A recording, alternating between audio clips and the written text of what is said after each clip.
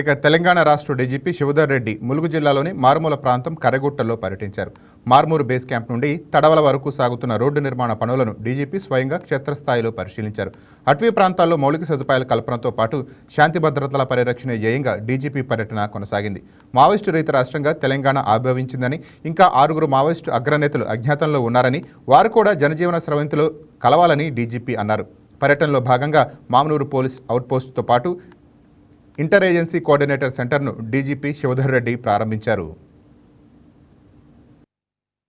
ఇప్పుడు ఏంటంటే ఈ రోడ్ వేసినందువలన ఇట్లా కొంచెం తీవ్రవాదం తగ్గిపోయింది కాబట్టి ఈ సమయంలో ఇక్కడ ప్రాంత ప్రజలకు ఇక్కడ ఉన్నటువంటి చిన్న చిన్న గుడాలు ఉన్నాయి. గుడాలలో కొంతమంది ఈ కోయా జాతికి చెందిన వాళ్ళు ఆదివాసులు నివసిస్తున్నారు. వాళ్ళకు ఇంటిగ్రేట్ చేయాలి, సమాజంతో ఇంటిగ్రేట్ చేయాలి, వాళ్ళకు బేసిక్ సౌకర్యాలు ఇవ్వాలి. ఫారెస్ట్ డిపార్ట్మెంట్ సహకారంతో, రెవెన్యూ డిపార్ట్మెంట్ సహకారంతో ఇప్పటికి రోడ్డు ఒక 13 కిలోమీటర్ల వరకు రోడ్ అయిపోయింది. ఇంకొక 15-16 కిలోమీటర్ల రోడ్ వేసేది ఉంది. అది జిల్లా డోలి కూడా ఈ పాము నుంచి అది కూడా నడుస్తుంది. అది అయిపోతుంది. ఇప్పటికీ ఎర్దన్ రోడ్ వేసినాం, మట్టి రోడ్ వేసినాము, మంచి క్వాలిటీ రోడ్ వేసినాము. తక్కువ టైంలో ఈ రోడ్డు పూర్తి అయిపోయింది. దీనివలన ఈ ప్రాంతం ప్రజలకు తప్పకుండా మిగతా వాళ్ళకి ఎక్కడ పోవాలన్నా కానీ వెంకటాపూర్ సైడ్ కానీ జిల్లాలో ఫిల్టర్ కావాలన్నా కానీ చాలా సులభం అయిపోతుంది.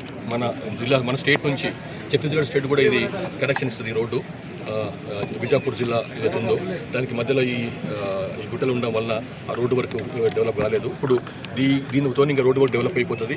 కొంత బేసిక్ గ్రోసరీస్ సంబంధించినటువంటి వస్తువులు, ఎవ్రీడే వచ్చే వస్తువులు సంబంధించినవి. అట్లనే అక్కడి నుంచి మనం వెంకటాపురానికి మన మెడికల్ ఎమర్జెన్సీ ఏమన్నా వాళ్ళు తీసుకుపోవడానికి అని చెప్పి ఒక ఆటో కూడా వాళ్ళకు ఇవ్వడం జరిగింది. వాళ్ళ అట్లనే జస్ట్ ఇన్కేస్ ఆటోకి ఏమైనా సమస్య ఉంటే ఇంకా ఒక 2 వీలర్ కూడా వాళ్ళకు ఇట్లాంటి ఎమర్జెన్సీ కోసం అని చెప్పి ఇచ్చినాం ఇక్కడ.